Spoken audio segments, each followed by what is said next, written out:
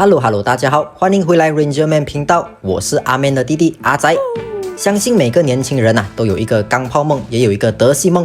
如果今天你是从日本车或者是国产车 upgrade 上来德系的话 ，Golf 已经是相当钢炮了的。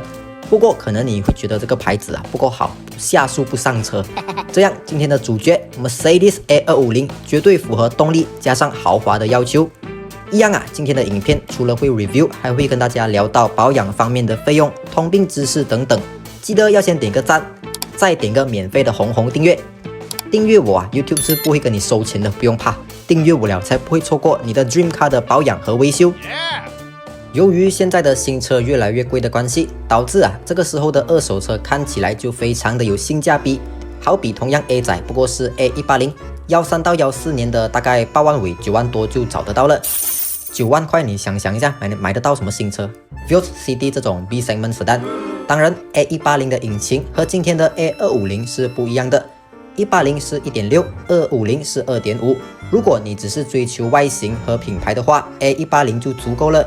A250 的二手价目前还需要在100千以上。这代 A 仔是 W176， 最新款的是 W177。虽然新一代的外形也好看，不过个人觉得这一代的 Merc 家族式设计还是最耐看的。包括 C 和 E， 它维持了 Mercedes 的优雅，同时要garang也可以。新的家族式就太过凶。Merc 的精髓优雅已经寥寥无几，头灯造型都和那代的 C、E 差不多，面积都是比较大力，不像新款的小锐利。DRL projector 这些肯定都有，不过小改款前用着的是 Xenon，2016年小改款过后才是换成 LED， 当然 LED 看起来会更加的亮。在它的 projector 里面还有小细节，就是这个红色的圆框。中网就是最新 Proton 家族式，车主也没有改成打直的 AMG style。车头的话都还是算相当原装。来到车侧可以看到这个 rim 应该是 facelift 的款式，原装 pre-facelift A250 的应该是5星的这个 AMG rim。门框 B pillar 这边一般贵车都是采用 gloss black， 普通的日系车、国产车都是用粘上去的死黑色。窗口边就是德系最爱的雾面 chrome。像我之前的影片提到过的，它容易出现氧化的情况，这辆 A250 当然也不例外。车尾可以看到这个不小的尾翼也不是原装。原装的 A250 尾翼就真的太小，看没有东西换成 A45 的确实好看了不少。尾灯造型也是可以分辨出小改款前后的一点。今天这台改款前的是 C 字形 ，facelift 过后变成分叉。下面的 diffuser 车主也改成 A45 的，同时也喷上 gloss black。这种看起来很原装的改装，也是我个人会比较喜欢的感觉，不会太过海鲜，不会太过夸张。A250 的外形就算到了现在看也不会觉得过时，像车主一样小改一点就 perfect。Nice。来到车内，虽然是 Mercedes， 不过非常遗憾没有 push start。meter 虽然没有 digital， 不过设计到好看有质感的传统指针 meter 我是还可以接受啦。往旁边看去有非常小巧玲珑的荧幕，当然少不了 Merc 的圆形冷气出风口。A250 的就还有红边来点缀，就稍微比较战斗。从 C 到 S 的都是采用 chrome 边，看多少次我都觉得是迷死人Dashboard 往下一点的整片都是采用 carbon fiber 的样式的软材质，不断的在跟你强调战斗。冷气往下就有大面积的按钮，都是控制 infotainment system、radio 这些的。右边的电话按钮就是从以前的 Benz 延续下来的。我比较有印象的是大小眼的 E-Class 有用，这一代的 A 仔应该是最后一款有用这种按钮的 Benz 了，之后的全部一律换成大屏幕。这个旋钮也是精致到没有朋友，上面就是 AMG 苹果树的 logo， 不过是车主自己买 cover 粘下去的啦，原本的是长这样子的，粘上这个 AMG 的 logo， 真的是整个感觉又不一样掉了门边当然也都是软材质，虽然门把手不是真正的 alloy， 不过从材质的 solid 感到喷漆工艺都不会觉得廉价。从 steering 也可以看得出，这个是小改款前的。2016年小改款后的 steering 都换成了平底 ，airbag 也是采用比较圆的样式，其他地方几乎是没什么分别。A250 的安全带原装也是红色的，绑料还会自动收紧的后座的话就非常窄，椅垫非常短。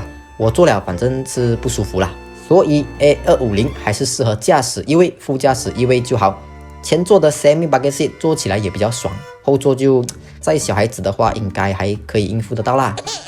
外形很耐看，不过内装是我觉得比较可惜的地方，没有像新一代的那么科技和现代感，没有大荧幕和 Digital Meter， 小荧幕也需要花时间学习。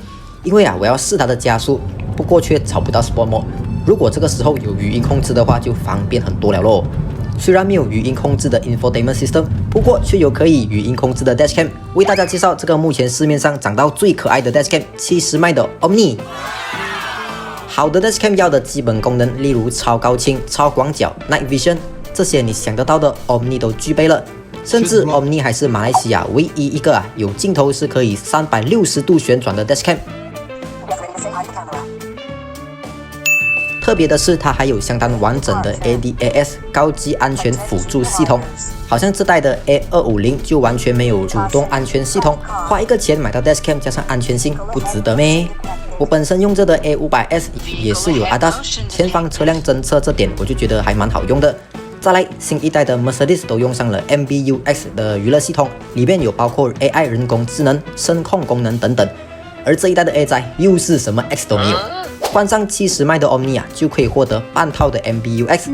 讲嘞 ，AI 方面的话 ，Omni 有 AI Motion Detection， 可以捕捉到你车前面的可疑人员或者弄到你车的人，马上录下来，然后通知给你。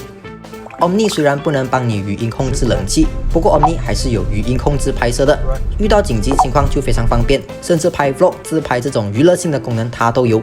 开车人生中的第一台 Merc 肯定要用 Omni 来跟女伴男伴来一个合照的啦。安全、智能科技、娱乐，一台 Omni 一步到位。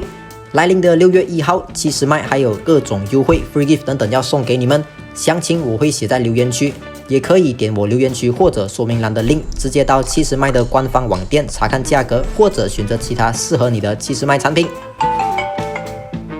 A250 的驾驶感受算是舒服，容易上手 ，steering 轻巧，油门也轻巧。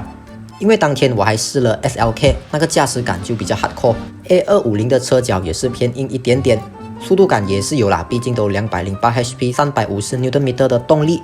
然后它的压箱也和其他的 Merc 比较不一样 ，A 仔用的都是 DCT Dual Clutch，C 以上的用的都是7到9 AT 的 Gearbox。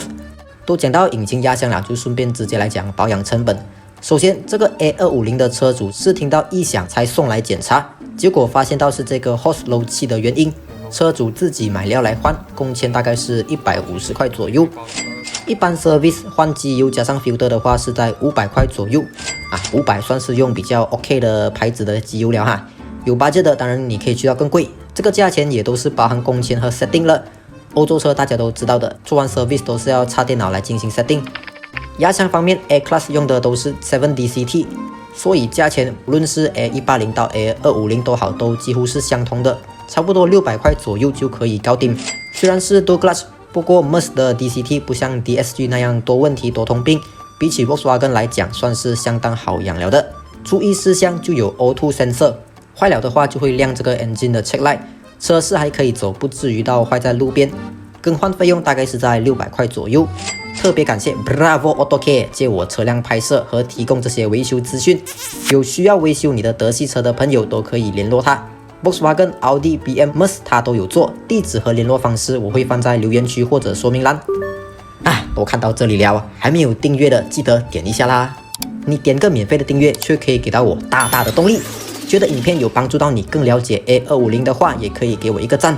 怎样，年轻人，明天就去车行看车模。感谢各位，感谢收看，我是阿仔，拜。